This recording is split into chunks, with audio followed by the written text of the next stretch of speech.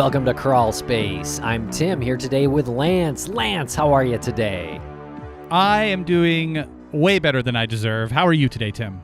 I'm doing great as well, Lance. This is a wonderful conversation that we have with two new friends, Suave Gonzalez and Kevin McCracken. Exactly. They are friends that were brought to us by way of mutual friend and peer in the industry, Dame Maggie Freeling. She had worked with David Suave Gonzalez on the popular podcast Suave. He wanted his own show where he could communicate to people the importance of reforming the criminal justice system, really looking into juveniles that have been imprisoned. And Maggie also connected him with Kevin McCracken. It was this whole fortuitous series of events that brought us all together. So Death by Incarceration is their show, and it is one of the newest members of the Crawlspace media family, we're proud to say. Absolutely. It's a great show. They've been getting great guests, and this conversation is really all about them and about their show and about their mission. What are they doing with this show? Curiously titled Death by Incarceration. And death by incarceration is a term that is used because although there's no death penalty, if you're put in prison at 16 or 17 years old and you're sentenced to 50 or 60 years, that's basically death by incarceration. And this is a show that really puts a spotlight on the fact that the United States is the only nation where a minor can be sentenced to die by incarceration before turning 18. The only nation in the world that can do that. And when you think about that, like a minor can't vote, they can't serve in the military, they can't drink or smoke, but they can go to prison for the rest of their lives. This happened to Suave, and he was fortunate enough and smart enough to work his way out of the system, and now he's trying to do something better. And you mentioned the guest that they have on. The newest guest that they have on is a man named Eric Riddick. Listen to this interview. This man was incarcerated for almost 30 years, 29 years, for a murder that he says he didn't commit. And by all accounts, the evidence is pointing to the fact that he did not commit this murder. This is not an uncommon story, though. This is a really tragic thing that's going on in the prison system. This interview is incredible when you hear this guy's story and when you hear Suave and him talk about the system and talk about their time in and just the adjustments when you need to get out and figure out what to do with your life. It's a great show, Lance, and you can check out deathbyincarcerationpodcast.com, sort of a great catch-all website for the project. And make sure to follow them on social media and follow them on your favorite podcast listening app. And be sure to head on over to crawlspace-media.com and check out all of the fine shows that are on the network. And Tim, I think it's time that we give this announcement, speaking of the aforementioned Maggie Freeling. Oh my gosh, Lance, this is incredibly exciting. July 31st, 2021, we're going to be in Boston at the Wilbur Theater with Maggie Freeling, Dame Maggie Freeling, and Dames Patrick Hines and Jillian Pensavalle. That's right. We are finally, after years and years and years of waiting and delaying, we are finally following up the live show that we did with them in Brooklyn, New York. We did that how many years ago? That must have been in 2010 that we did that. It was at least 10 years ago. I think it was October of 2019. It was October of 2019. It went so well. We scheduled 2 subsequent shows that were supposed to be in March in 2020. We all know how 2020 went. And we finally were able to, almost a year and a half later, schedule the reunion show at the historic and wonderful Wilbur Theater in Boston. Real easy. You can go to thewilbur.com to secure your tickets, which I imagine will sell out pretty quickly because Patrick and Jillian don't not sell out. Right. Of course, they're true crime obsessed. That is their show name, and they cover documentaries on their podcast, which is comedic, hilarious, actually. And it's never at the expense of the victims, but they covered the disappearance of Maura Murray, the docuseries investigating the disappearance of Maura Murray that Lance and I were both a part of. And so the show is July 31st at 7 p.m. at the Wilbur Theater in Boston. And for anyone who bought tickets to the original Boston show, because of the venue change, your tickets will be refunded, and then you will have exclusive advance access to purchase tickets to the new show. You should have received 2 emails, one confirming the refund and one with the link to purchase tickets. All right, we will see you July 31st at the Wilbur. Thanks, everybody. Make sure to follow and listen to Death by Incarceration. It's a great show.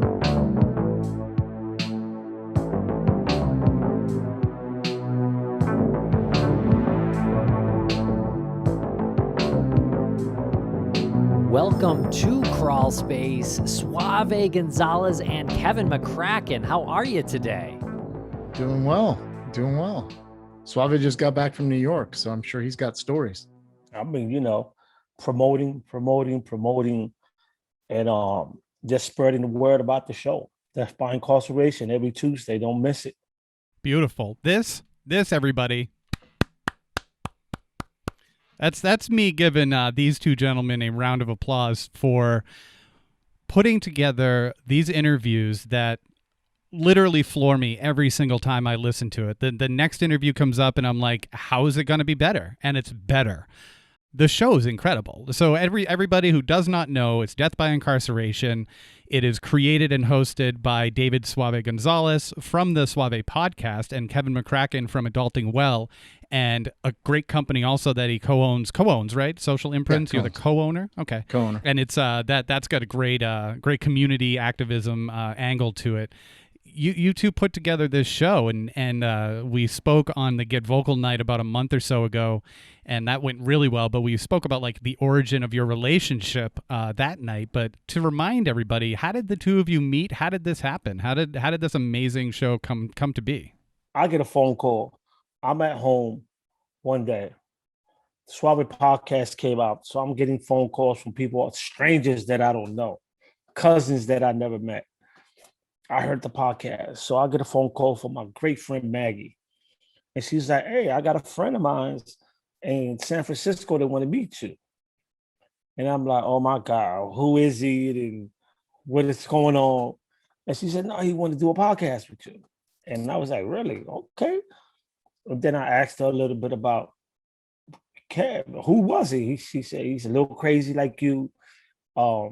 He talks a lot like you. And I think y'all be great together. And I was like, well, if he's a little crazy like me, and he's crazy enough to want me to host a show with him, give him my number. Kevin called me one day, and we talked for a few minutes, and I was like, I'm in. He didn't even have to sell it. I'm in. Let's do this. A week later, we recording. We just contacted a bunch of people. Some of them I knew, some of them, I had some relationship, got on their nerves in my passing and crossings in Philadelphia. But I know that when you have a platform and you give out a microphone to people, no matter if you get on their nerves or not, they're going to come talk because they all want a platform. So that's how we got started. And, it's amazing to me that Kev is in San Francisco and I'm in Philadelphia, but yet, it feels like we're working in the same place, same space. And that's the beauty of it, that there's no big Kev and big Suave or little Suave, big Kev. It's an equal partnership. We're doing this because we want to spread the word and the message that we still need reform in the system. No matter how many Chester Bodines we have, how many Larry Krasners we got, we still have to reform the system. We still have to get the people a look in the inside of what really go on, because 90% of the prisoners are coming home to them communities, to your community, get involved now before they come home.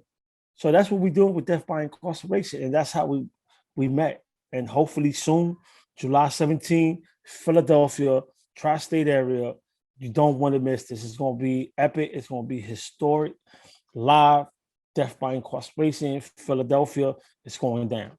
So on my end, I heard the Suave podcast and I saw Suave on a Get Vocal with Maggie, actually. And I don't even remember who she was talking to that night. I think it was the Georgetown, that team from Georgetown that does the wrongful conviction work. And Suave was on, and So I was listening to the podcast, and I had this in the back of my head, this idea at some point. I wanted to do something around criminal justice. I just wasn't sure what exactly. And I heard Suave on that, and then I listened to his show, or the show about him on Futura Media, and I was like, I feel like I know this guy, and I've worked in reform and fair chance employment for 20 years, and my own problems with the law and with addiction. And I just took a chance and called Maggie, and I'm like, hey, can you give me Suave's number? I got an idea, and I just want to see if he's interested, because he would be the perfect co-host for this. And I feel like he's going to bring so much to the table for content and just, his experience.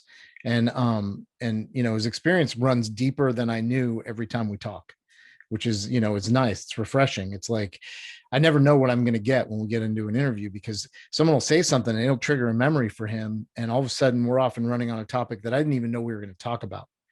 So, it's been a really interesting ride, and he's right. We're both crazy. I mean, you guys, I know you have inside jokes about us over there already. So, I'm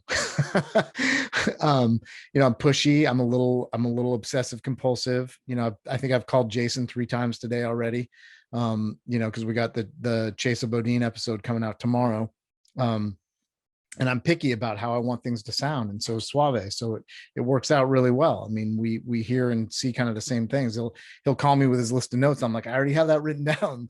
He'll hold up the paper. I'm like, look at that. I already had that. So it's been a good partnership so far. And, one of the things I want to say to you guys too, is thanks for having us on, but thanks for having us on the network, and doing such hard work so quickly to get this show up and running, because, I feel like we're Suave and I are constantly in like crisis mode, not like things are going to melt down in our lives, but like this situation with mass incarceration in the United States is a crisis.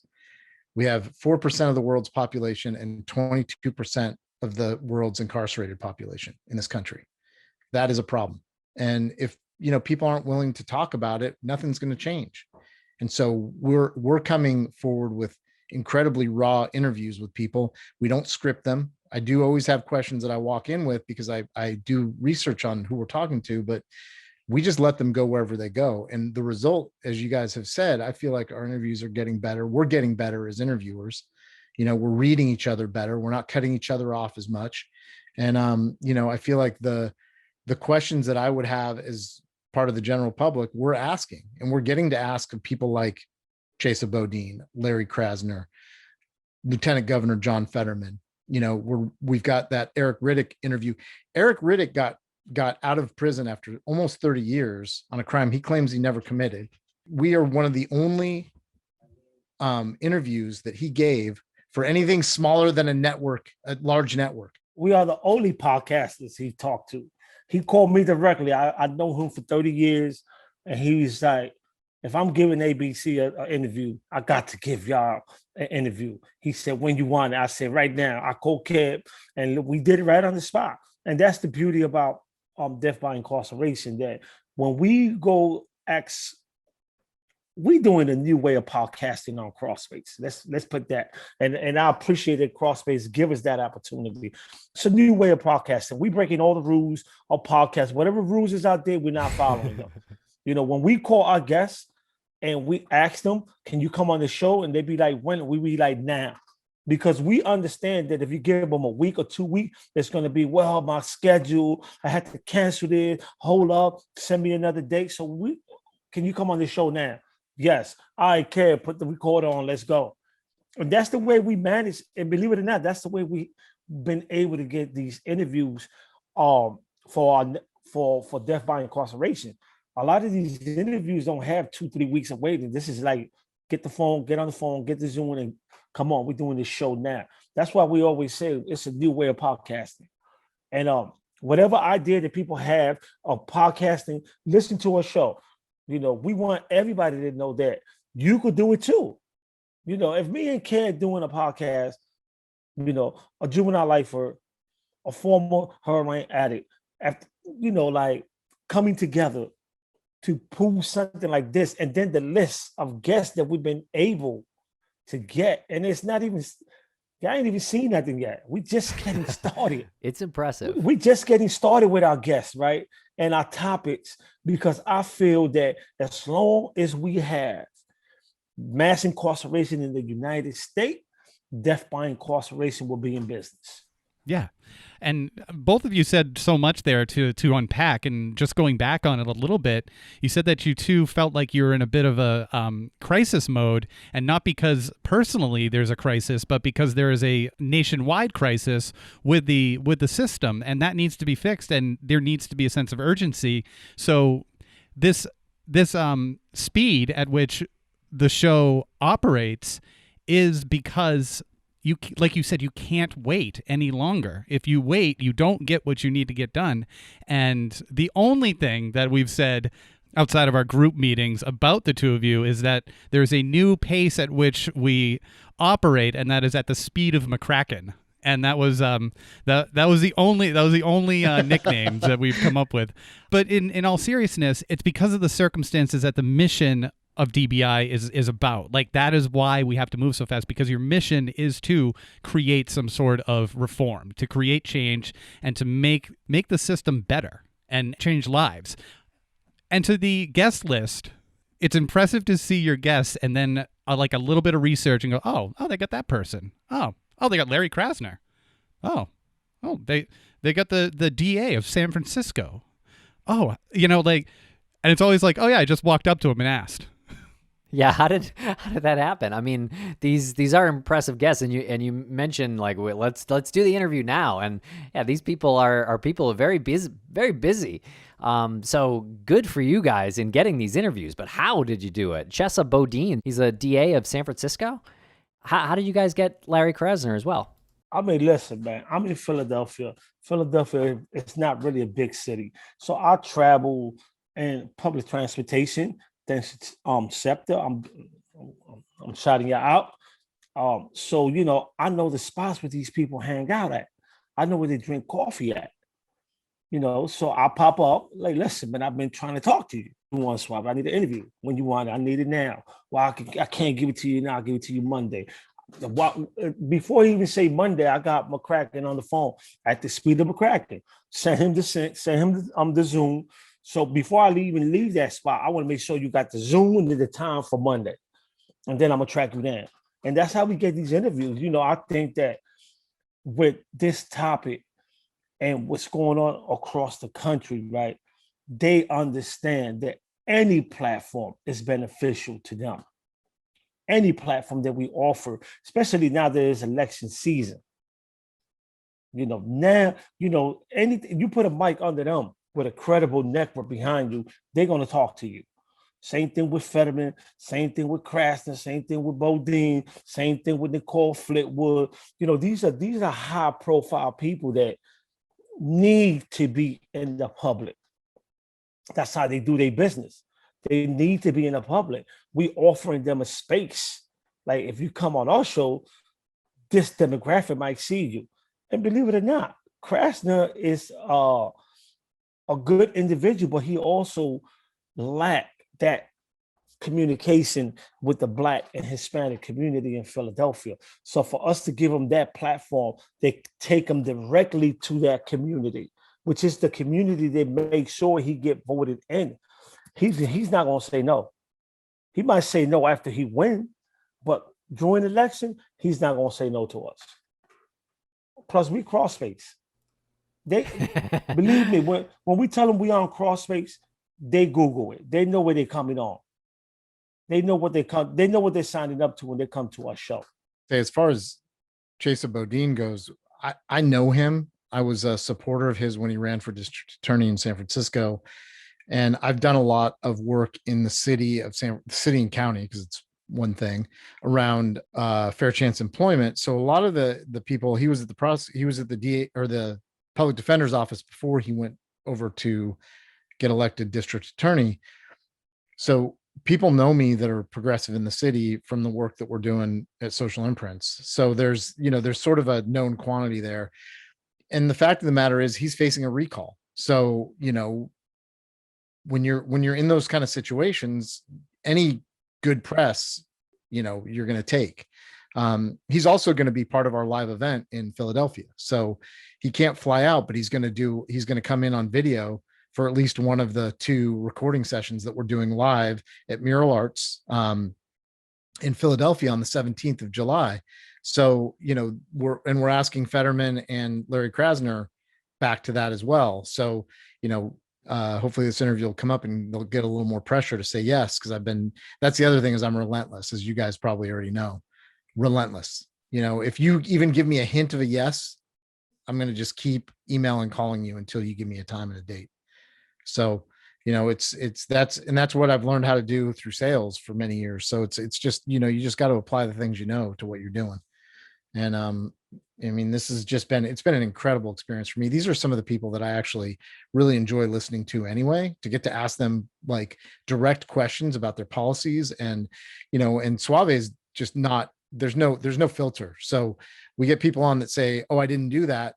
Suave spent enough time in prison to know how to sniff out bullshit. So he will, if somebody's even kind of lying or leaving something out of the story, he gets it out of them, and that's the thing I love about his interview skills, because, he looks like he's just sitting back, not listening. And all of a sudden he comes back with this question that's just like, holy crap. I didn't even notice that going on in the conversation. Like this person repeated the same thing twice, but they said one word different. Suave's got it, and, it really, putting people's feet to the fire is I think in this business, a good thing. We just get honest interviews out of people. And, again, we're still honing our skills. It may be less raw at some point, but, I hope not. I hope not. I mean, we're not trying to be like everybody else podcast out there. We're not. When you listen to us, if you listen to every episode we have, it's a cold, hardcore opening. We're not trying to be, if you want to listen to us, listen to us. We would love to have you listen to us, but if you don't, it don't matter, right? It's not, the conversation is not for you, right? If you don't, right? But I feel that we need to be ourselves. We need to talk to the people that talk like us, walk like us, breathe like us. We're not trying to impress middle class America to just listen to these bullshit podcasts out there and they feel good. We trying to tell you that it's a problem in America, and it's called death by incarceration. The second pandemic that's been going on, and nobody's messing up with that, right? We are telling you that if we don't cover these issues right now on our show, they will go unnoticed. People will die in prison. You have innocent people in prison that the only media and the only coverage that they have is us, and believe it or not, McCracken and Gonzalez are way better than some of these attorneys out there conducting these investigations. It may not seem like, but every guest that comes to our show, we research them. We're not going to ask you a question that we don't already know the answer to. We just want to hear what you got to say. You raised a interesting point where you said the show is not for a certain type of person because it is tackling a very heavy topic, but the two of you approach it in such a energetic and enthusiastic way. It doesn't feel as heavy as the subject matter, and that's beautiful because it keeps a heavy topic very listenable. But I have a question about that section of the population that you said if it's not your show, then you don't have to listen. And then you speak about mass incarceration and it's a epidemic. What do you respond to people with when they say, why should I care about the people that are in prison that I don't know who they are? Why should I care? Because to the media, when the media perpetuate mass incarceration, they put black faces and the brown faces up there. But when you take the media away and you go inside these prisons, you know what you see? A whole bunch of white poor people, they're suffering the same injustice as black and browns are. That's why you should care, because today it could be me, but tomorrow it could be your son, your grandkid, your nephew, your husband, your daughter, or your wife. That's what I tell them. Like, don't do it for me, do it for them. Because if you are poor and white in the criminal justice system, you are getting the same treatment or even worse because you know better, according to the system, than a black or a brown person. And that's the fact. I know plenty of white guys from Kensington, that because they were from Kensington, they receive more time than the average white guy from Montgomery County in Pennsylvania. And that's the fact. That's why you should care. I think to tag on to that, because of the amount of people that we have incarcerated, it does touch your life. You may not know it, but when we have people being released into the community, they're coming to your community in some form or another. They're either working at a business that you go to, or they're not, or, you know, depending on what has happened while they're in prison and whether or not they've dealt with their whatever the issues were that brought them there in the first place. And I'm not talking about people that are wrongfully convicted. I'm talking about people that are actually convicted of crimes they committed. If we're not doing the work to actually rehabilitate and give individuals oftentimes a first chance at life, you know, they're coming back at some point to your community, especially low-level offenders. And it generally the trauma gets worse generally when you go to prison, as Suave can also speak to, going in at 17 years old, you know. So if somebody says that mass incarceration does not touch their lives, they lying. I would beg to differ. They lying. Yep. You know, they lying. You know why? Because I say this, because whether you know somebody in prison or don't, your tax dollars are funding this epidemic called mass incarceration. So it affects you in every way, in every aspect of life. It affects you. If you're wondering why you're paying all this money to keep nonviolent offenders in prison, then you go. There you go. It's affecting you. You know, if you're wondering why little Bobby from down the block came home and he went in for smoking a joint, which is legal now, but they're still locking people up in certain states for smoking weed if you're on parole or if you're not. But little Bobby is mad and he's coming home to your community and he's dating your daughter, your granddaughter, your niece, and now you're mad because little Bobby want to steal from you. There you go. It's affecting you. You know, I always tell people, don't look at the problem. Take away the Band-Aid that America has put on this issue. And what you're going to see is a melting pot of people in there. It's not just black and brown. Black and brown is the target. It's the easy group of people to talk about when it comes to mass incarceration. But when you go into them prisons, and I've been to plenty of prisons. I was on a prison tour, you know, if you want to call it that. I've been to the federal system and state prison. If you go in the federal system and you go to states like Oklahoma, you would be like, holy shit, what the heck going on here? Nothing but white guys in Oklahoma. That's why you should care. If you go to Kansas, right? And I've been in Leavenworth, you see nothing but white guys in there, right? And when you start talking to them, you know what you're going to find out? The one thing we all got in common, we all come from dilapidated neighborhoods and we all poor and none of us could afford a good defense. That's why you should care. And the title, Death by Incarceration, I think it's a great one. I love your logo as well. Can you tell us a little bit, forgive the obvious question, I know we're kind of talking about that on a large scope, but if someone asks you that directly, what does the title mean? What do you say? Oh, it's simple. I mean, it's the sentence of life without parole is death by incarceration.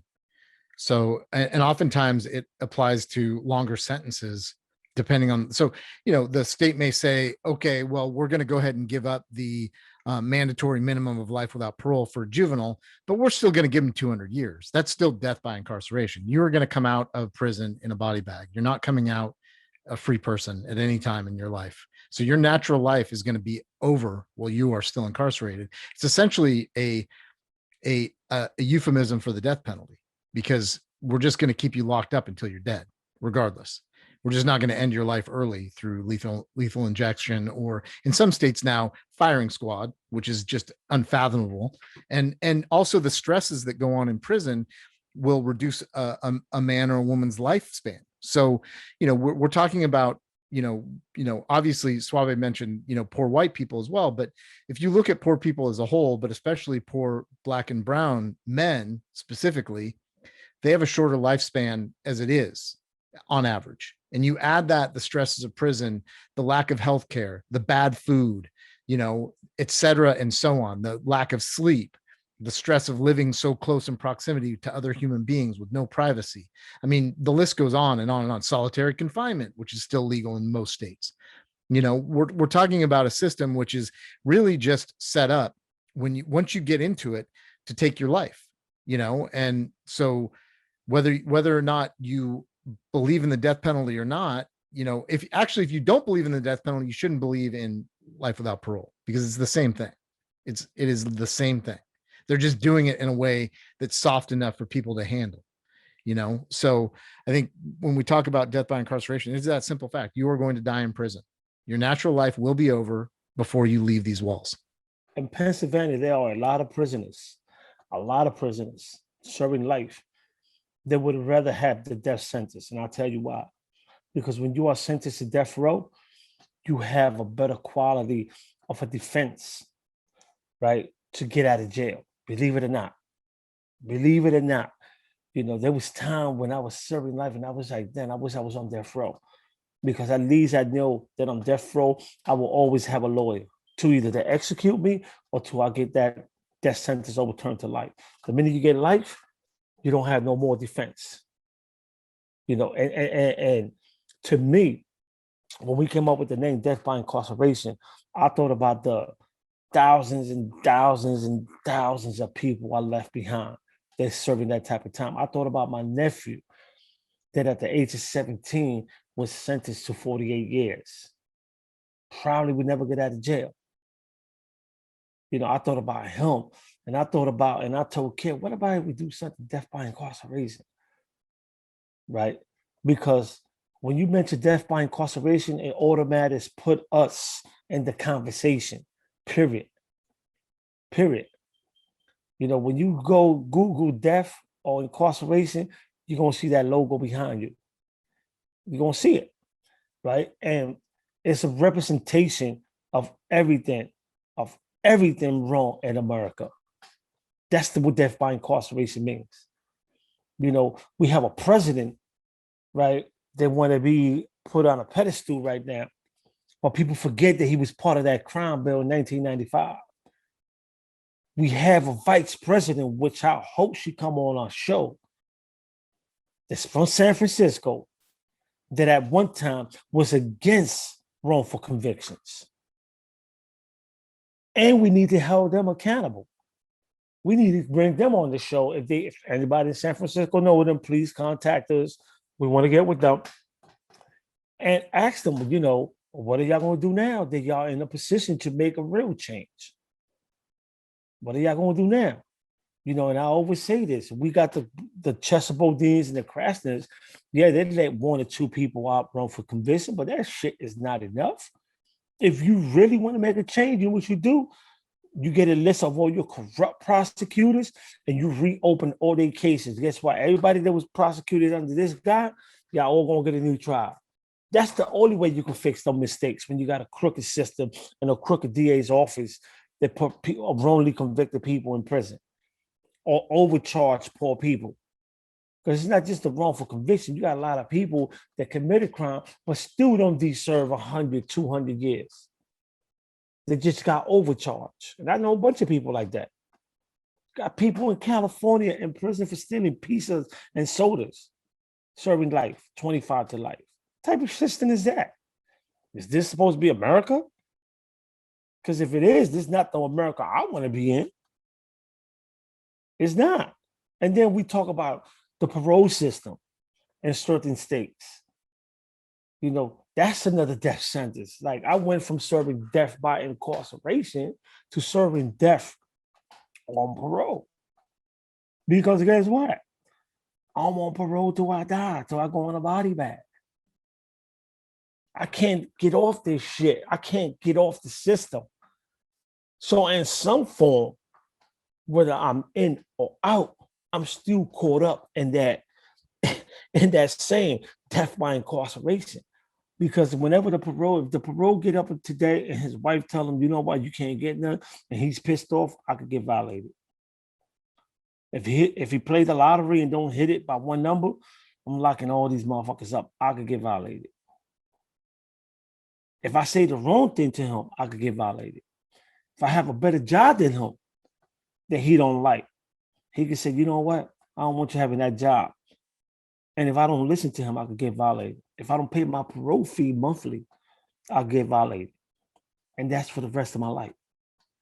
Now, I would like to think that I'm going to live till I'm 100 years old, so that's like another 50 years. It's a lot of money I'm paying to the system for this little bit of freedom. because it's not even freedom. Because wherever I go, I got to ask for permission. If I want to cross one county from where I'm at, I got to ask for permission. So I'm not really free. I'm just out in a different institution. The system, the prison system, is jam-packed, right? With individuals who are incarcerated for a number of reasons. Why is that the case?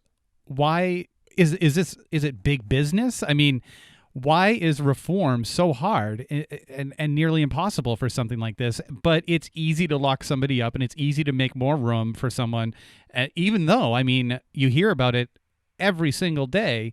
You read statistics about how many people are in prison in America, but they just keep locking people up. It's like gun control. Like, how many times do you have to hear about people getting shot unnecessarily every day? I mean, like hundreds and hundreds and hundreds of them. And then it's like, well, do something about it. Why is it so hard? Is it just big business? What is it?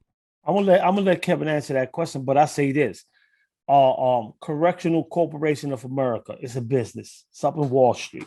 You can invest money in prisons now. You know, you could take $1,000 and buy a couple of shares and probably get rich in 10 years. Because every day they're building prison cells. You know, so it's a business. But I'm gonna let Kev answer that.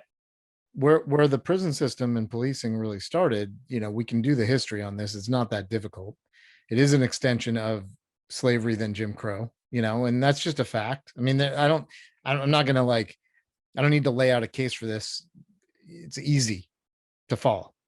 The other thing is we live in a society that has somehow come to believe that punishment is, you know, for whatever reason, is the only answer.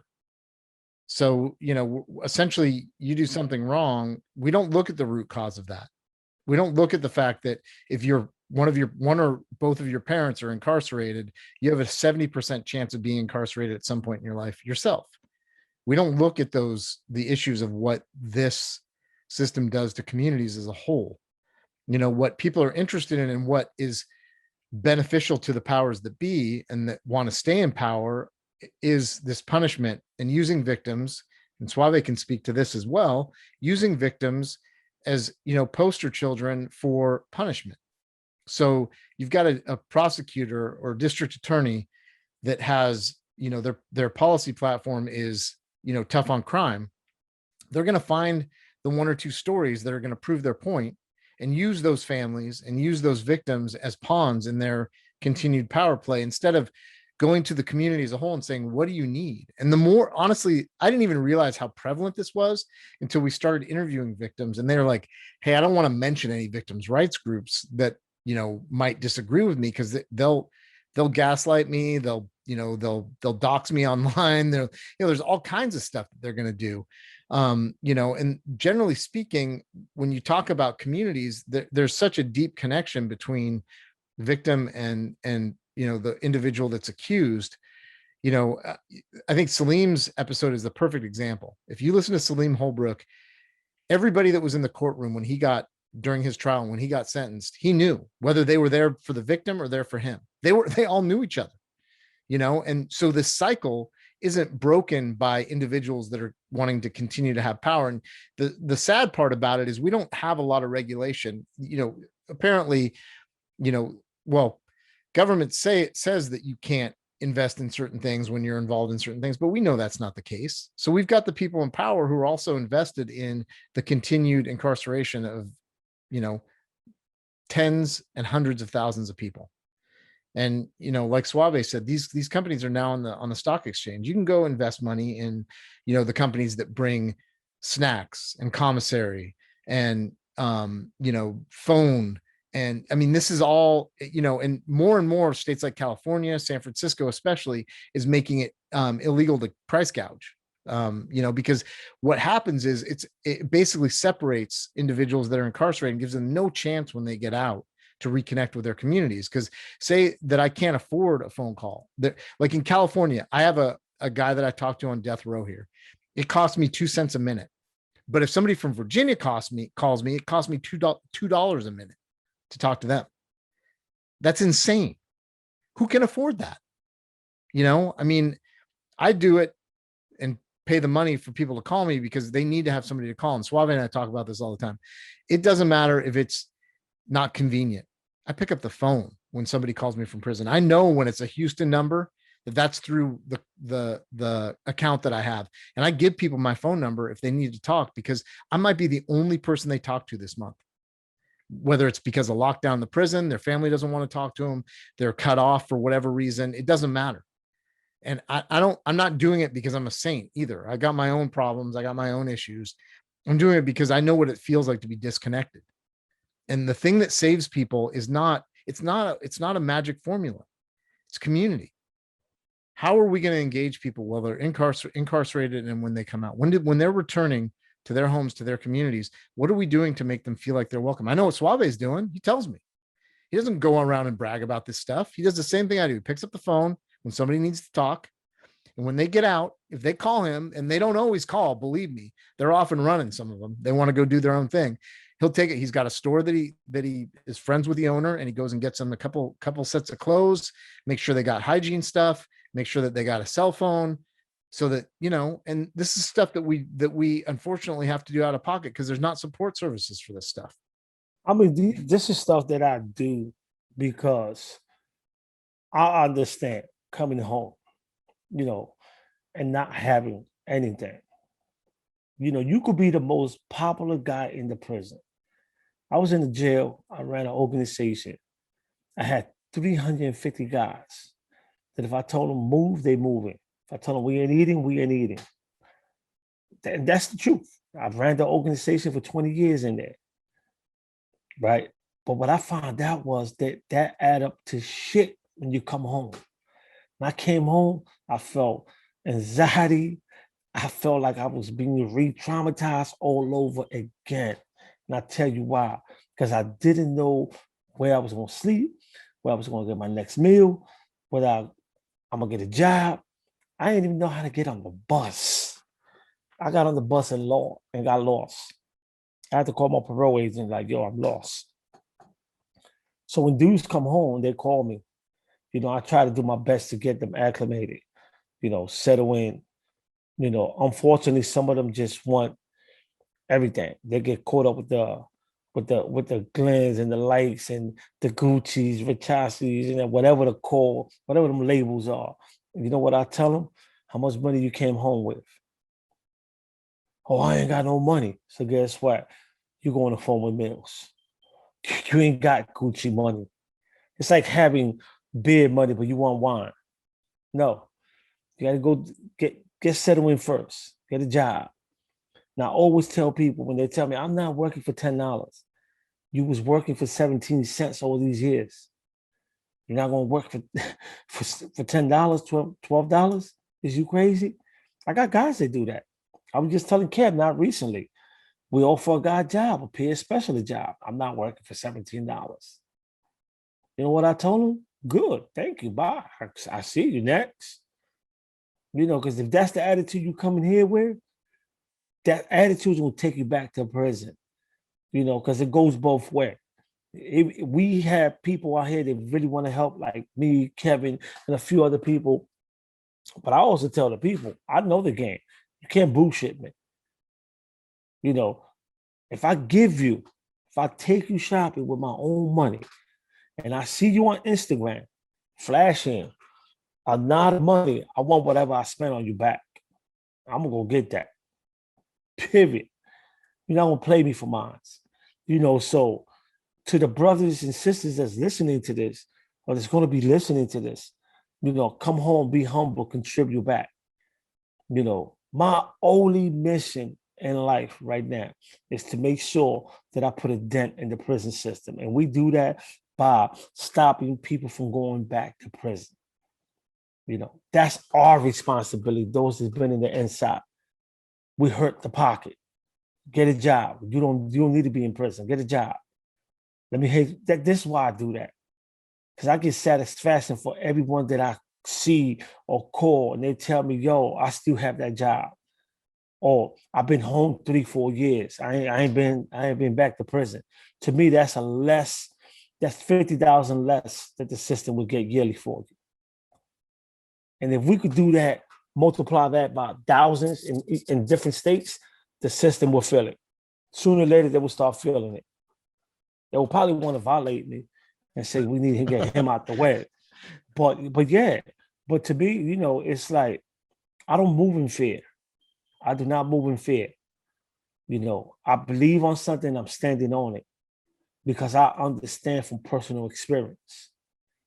And trust me, I had a lot of support when I came home, but I went to a halfway house. I didn't lean on nobody for, I need an apartment. I did that on my own. I went and got a job. I'm telling kids, I was working for a state rep. And that, whatever, I'm not even gonna curse. That motherfucker never gave me a token to get on the bus. So I walked like 30 blocks every morning, going and coming to get to that office. Right. And it was just an internship. But you know why I did it? I did it because at the end of the internship, I knew that if I get clearance from the state legislative body in the state of Pennsylvania, there was nowhere in the world that a good job could turn me down because of my conviction. When I got certified and clearance to work for a state rep, that's why I did it. And people used to tell me, why don't you ask him for transportation? I'll be like, he know where I'm at. He know where the halfway I was at. Why should I have to ask you, Mr. State Rep, I need transportation? You should want to do that. And at the end of my internship, he offered me a job and I turned it down. I said, I don't want to work for you. He said, why not? I said, because you ain't shit. I said, I don't want to work for nobody that I feel that I'm smart. I'm smarter than you. I said, every time I talk to him about criminal justice issue, he used to repeat the same thing to people. And I just look at him like, dude, you just repeating what I'm telling you. You know, so at the end of that internship, I will offer an opportunity to run my own program. And that's what I did. I was the executive director of my own program, you know, but that shows that it's hard. You know, in prison, you could be the guy. You could be that guy that runs the cell block. But out here, ain't nobody paying you no mind. Nobody paying you no mind. It's about survival. And if you don't know how to survive, if you don't know how to get it, if you don't bring that guerrilla mentality, that hustler mentality, when you come home, that you're not going to be a failure, you're going to fail. You're going to fail. You know, there's been time when I felt that way. Like, damn, where I'm going to get my next check to pay my rent. But then that little guy in my head keep telling me, man, you're a hustler. You know, I could paint real good. I just paint a picture, sell it. Hustle. You know, there's different ways, different levels to this game. You know, but at the end, I know that I'm not going to let the system win. Because if I reoffend and end up in handcuffs again, I'm not only letting myself down, I'm letting the whole community down. People that depend on us. You know, we're building up an audience of people that depend on what we say. You know, Death by Incarceration podcast has so many people that they text us, they call us like, yo, I need you to talk about my case, or I need you to talk about my son, or I need you to talk about this. So now we have a social responsibility to people out there to bring information that's going to open their mind and hopefully change their way of thinking, or maybe get involved in this activism and hope is put a dent in the system. So there's no room for failure for me. I think that that's what really comes across in each episode of Death by Incarceration, is that there's so many layers to it. You're educating people about the system. You're warning people about the system. You're bringing guests on that can actually change the system. And beyond the show itself, you're doing things in the community to help the community and to improve the community. So it's not just like the show, Death by Incarceration. It's the mission. It's the movement. And it comes through in every single episode. And I want to touch on real quick the live event that you're having in Philadelphia on July 17th. Are tickets available? How is the show going to play out? And where can people go for more information on that? I mean, we will have that in another week or so. We will have where you can get the tickets. But I will tell you, it's going to be epic. It's in Philly. And what we trying to do is separate ourselves. You know, I don't think people understand what it means to be on a network. People just think that we just grab the mic and we just talking. But when they go on Apple, Spotify, and anywhere you get your podcast and just start listening, they'll be like, oh, I didn't know you had that reach. Yes, we have a reach. We have a network behind us that's giving us like room to breathe. Because a lot of people, I don't know if I was the owner of a network, I would give Kevin that much room to breathe. I really don't. or Suave, I really don't. Release the McCracken. Yes, I mean, exactly. I mean, because I say this, that we are lucky that we think alike, me and Kat, because we able to sit up to 2-3 o'clock in the morning and say, you know what, let's look at it this way, let's look at it that way, let's think outside the box. And I think that this live event would bring a different demographic than what we got, because a lot of our listeners are people that never heard podcasts before, believe it or not. We got a lot of people in North Philly that they don't tune into podcasts, but they tune into us now. One thing I want to ask you about is your logo and your art. I know in the first official episode, you spoke about art, and can you tell us a little bit about that and how you've created art inside prison and what that meant to you? I've been painting for almost 25 years, 26. And the reason I created art, because in the state of Pennsylvania, the prison system banned the media from coming in. They had this show called Behind the Music. And we had a rock band. My buddies had a rock band, and they were so fucking good that they end up on that show, Behind the Music. Music Behind Bars, something like that. And in the audience, they showed this one guy, and the victim's family saw him. And they created a firestorm. You know, they contacted VH1. So that, you know, anytime something goes wrong, the DOC, they always blame the prisoners. So they decided no more music, no more media at all. The only thing that we could do was art, because the jail wasn't hip to what we was doing with the art. What me and a couple of guys was doing, we used to ask permission to hold these art shows in the auditorium. And sometimes the guards would come down and purchase your art. But for us, it wasn't about selling. It was about getting the art show, and whatever didn't sell, pack it up and send it out to the streets. That's the only way we could have it, because you can't accumulate a bunch of art in the cell. But the shows took off, and we went from having 5 people come down to having hundreds of staff coming down and buying the art. So now it gives us a chance to really demand. So I started writing people in Philadelphia, and we contacted the Mural Arts in Philadelphia, and we tell them, listen, you should come up here. We got wonderful artists. We all lifers, you know, and you don't really have to pay much to get us to do a mural. We could do that for free. You know, the red light went up on somebody, green light, red light, yellow light. They was like, oh my God, I could get free labor out of prisons. That's exactly what they thought. One thing led to another. The Mural Arts of Philadelphia, we brought them into jail. They liked the idea. We created one mural. And then I had the idea, like, what about if we create a mural telling the prisoner's story, you know, our pain, struggle. And that created like a firestorm, because now the victim's advocate was like, what about us? You know, y'all telling your story about our pain. So what we did, we ended up doing 2 murals, one from the victim perspective and one from the convict perspective. And we put them up at North Philadelphia, in the same neighborhood, side by side. Those was the first 2 murals done in Philadelphia outside the city limit. We painted on this thing called Parachute Claw. And from there, we created the Restorative Justice Program with the Mural Arts, where we raised millions of dollars. I say it again, where we raised millions of dollars, right? 16 lifers. And what they was doing, there was getting grant money, criminal initiative grants. That if one of us in the group come out, they would give us a job. Well, guess what? We 17 lifers. Nobody's coming home. You know, so that's another show. What happened to that money? It's another show. But we created 52 murals for the city of Philadelphia. and we talking about full-blown murals.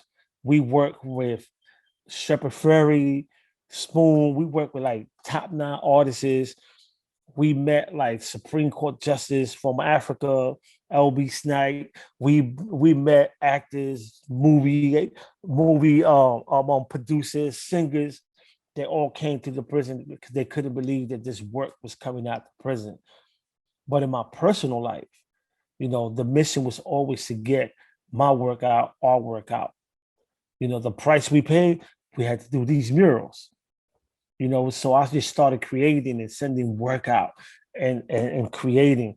And I always knew that in prison, you have to learn how to paint by yourself. There's no machine, there's no computers, there's no help. You either know how to draw or you don't. You can either paint or you don't. So, I just kept that. When I came home, I said, you know what, I'm gonna keep painting, because a job is not always promising in Philadelphia. And I got 2 degrees, but it don't matter. I'm a convict. I got that felony in my record. But my art is what kept me afloat. And I say this, through the pandemic, I became one of the top selling artists in Morton Contemporary Art Gallery throughout the pandemic. Like I was selling like 3-4 pieces a month. And to sell 3-4 pieces a month in a gallery in a pandemic, that's a lot. That's big. And to be represented by a respectable gallery, it's big. Morton Contemporary, the family owns Morton Steakhouse, the Hard Rock Cafes. These are the people that own that gallery, right? And yeah, the logo came about. That logo is Jimi Hendrix. A lot of people may not know, that's Jimi Hendrix. And that was the picture that I took to the gallery. And for some reason, I was like, I want that picture back. I don't want to sell it. There was something about it that like, I want it back. I don't want to sell it. I didn't know what I was going to use it for, but I said, I want it back. I don't want to sell it. And they was like, what? I was like, I don't want to sell it. Like the pictures that you see on the logo, those are personal pictures that I would never sell, because they were created inside, and they were created in the prison that got shut down in 2018. So to me, it's like a lot of the work that I made in prison would never get sold unless you give me $1 million and up. Other than that, it's not gonna get sold. So that's how I started. Art been a survival skill for me in prison, and it's been a survival skill out here, because it allowed me to live a pretty much good life. That's amazing. And I had a vision while you were saying all this of a packed house, probably 2,000 people in a convention center. The stage is lit. Your artwork is up there, and you're there with Kevin and a guest, and you're at CrimeCon Las Vegas next year. Are you going to CrimeCon in Las Vegas next year? Yes, absolutely. We there. I wanted to go this year, but we the new kids on the block. Hell yeah. I think that the more we put ourselves out there, like, the better we get. Like, people don't understand, like, I'm not only a podcaster that talk shit behind the mic. I could really paint. I could really write. I got 6 books published, myself. I've done plenty of philanthropy work in Philadelphia, raised plenty of money. I just did an art project with the Gifford Foundation, where it's to gun violence. This was recently, so I do a lot of that. So yeah, I think that next year it's gonna be super dope for those that want to see what's behind Death by Incarceration. Y'all need to come out and check it out. For sure. And I feel like you'll break CrimeCon after you go there. I think they'll just be broken. I don't think that'll be them peaking. Your artwork is gorgeous. The show is amazing. What do you have coming up for episodes? We're only on episode 3 right now, and if anyone's listening and you haven't listened to it, go back, listen to the first 3 and the bonus episodes. Oh yeah, and the bonus episodes as well. Those are super interesting. Suave on the streets, amazing. Coming up, we have Chester Bodine on tomorrow. Then we have Eric Reddick, an innocent person that spent 30 years in prison and was forced to plead no contest to get out of jail. You know, we got him next week. We got Kimberly Woodson from Detroit, the first juvenile life of female that got released, working out there with victims. We got Jody Kemp from the Fair Sentencing Campaign. We got John Fetterman coming up. I mean, we got so many people that the list might change. Seriously, it might change because we're getting requests from these people that you would never think listening to our podcast. And I always ask them, why is you listening to our podcast? You know, and the same response keep coming up, because y'all keep it real. That is a testament to the importance of the work we're doing. When you have people like Krasner, Fetterman, Chester Bodine, Nicole Flipwood, Jody Kemp, these are people that don't have to talk to us. These are people that could pick up the phone and get on NBC, CBS easily. But yet they're ready to talk to us because they could keep it honest and don't have to watch what they say. Versus I'm on NBC and I got to follow a script. And that's why I keep saying Death by Incarceration is not your typical podcast. We're doing things different. And we hope that people subscribe, rate, go on Apple, Spotify, but go on Apple. I'd rather you go on Apple. We need that rating and rate it. And to Crawlspace, it's almost like, how dare you give these two guys that opportunity? You know, and if anybody ever say that, what I would say is, why not? This is what America really look like. When you talk about diversifying, this is what it looked like. You know, who would have thought 10 years ago that a Puerto Rican guy from New York, via Philadelphia, is going to meet up with this guy from San Francisco, white guy, and do a podcast that got plenty of people talking about? I would have thought that. I can't even imagine that 4 years ago, I was still in prison, that I would be interviewing a lieutenant governor of a state. I can't even imagine that. You know, when you start thinking about it, it's like, what? And to me, it's like, why not? Why not? You know, you have to believe. You have to own it. I own it. I own this shit. And when I mean I own it, I believe what I'm doing and I own it. And I don't care who tell me, well, y'all ain't make y'all not in the charts yet. I said, I don't need to be in the charts. If it don't come with a check, I don't want to be nowhere, right? I say, guess what? I'm not in the charts, but I'm in your tablet because you talking about it. And if you're talking to me about it, that means you probably spread that shit around 88 times, because in marketing, it tells you only take one person to spread it around 88 times. So for every person they tap in, I'm happy. I'm happy. For every person they write us and tell us, thank you, I didn't know that information, I'm happy.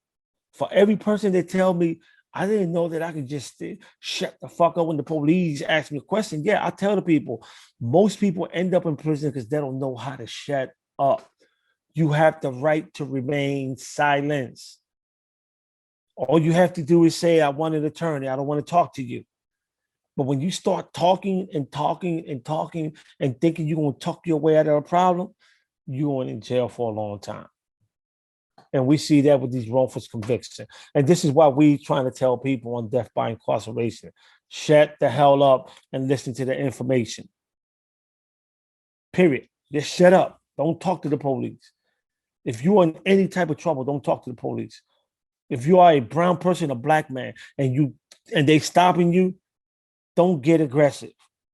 I'm telling you because my brother's a cop. Stop getting aggressive. Stop acting like you're going to fight somebody. If you ain't do shit, put your hands on the wheel and like, yo, listen, what you need me to do? You know, other than that, if you have a story to tell, contact us. We will give you a space to tell your story. We will respect your space, but there's some rules and boundaries. Don't come to us with the BS because we're going to call you out on it. You know, if it's a story worth telling, we're going to offer you a space. And that's what Death by Incarceration is, you know, on the Crawlspace network. Tune in every Tuesday. Don't miss it.